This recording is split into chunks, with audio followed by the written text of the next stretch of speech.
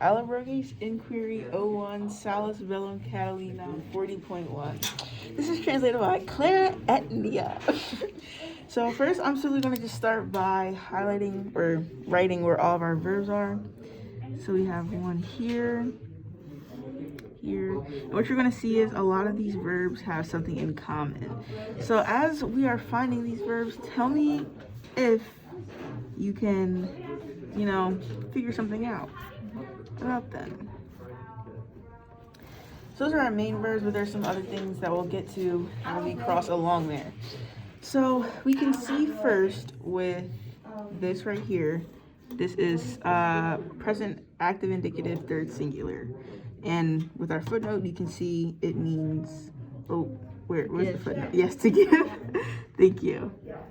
Present active third singular. Okay. So this is like our first chunk really, but this is going to play a special part in there. So let's get that translation going.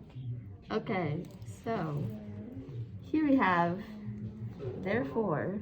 That's supposed to be here, but they like to switch things around. So therefore, Cataline gives this dude, I think his name is Publius, a certain job. These go together. Now another thing that we're going to see, which is pretty interesting, is this ut right here. You guys know what that is? Purpose clause.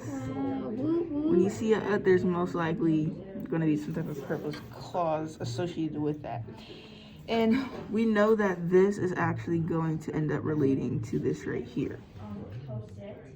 So the next verb that we have that we'll take a look at is requirant, which is where we start seeing our first subjunctives. So I'm not going to actually write this down for all 5 of these, or not 5, but these 4 right here, because they're pretty much the same, but they're third present subjunctive active.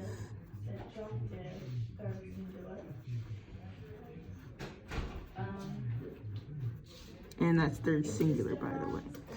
And that chunk is going to end up ending right there, so we can get a translation. So this is to make contact with the Allobroges representatives. So we have our verb here, and then our do is this little chunk right here. And these agree with being active, plural, and masculine. All right, next verb, like I said, these 2 are pretty much the same with the third present. And that's kind of a small chunk there. Oop, that's a D, I just realized, but you guys get it. Third present subjunctive active singular. Yeah, and then we have this next chunk. It's just if he is able to. Yep. And then, so I guess I'll add a line here to show that separation. Again, another subjunctive. This whole sentence is filled with subjunctives. It's ridiculous. So next chunk there, we see our do is here. All right, we'll get that translation going now. So this is kind of like to coax into military alliance. That's probably the same, like, get a nice like military alliance, get it down. Yes.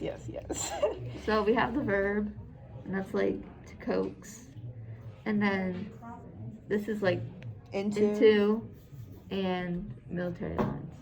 So our next little, I guess, verb piece that I'd like to highlight is this right here. This is a present active participle. And this is fairly easy This is fairly easy to find with that NS. Usually that gives a dead giveaway that it is going to be a present active participle. And then for that, I guess I'll end the chunk off here.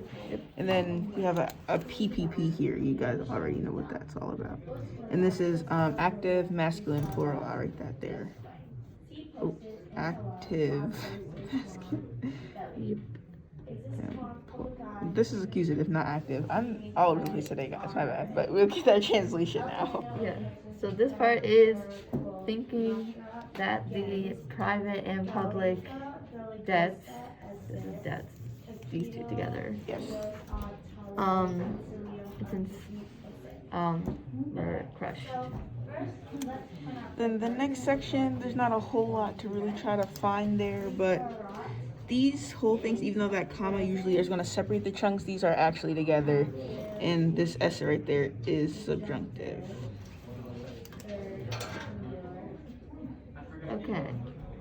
This part's kind of like, especially because the nature, like, this is a rough translation here, but especially because the nature of this Gaul nation had been warlike. Okay, yeah, that makes sense.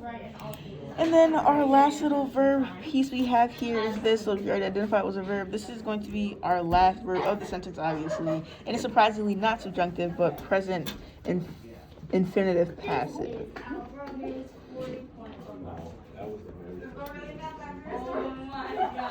And then that last translation. So this is kind of like, it would be easy. It would be an easy thing to lead them up. So this is them, this is the accusative. So lead them up to this like amazing scheme that we have come up with. Oh my god.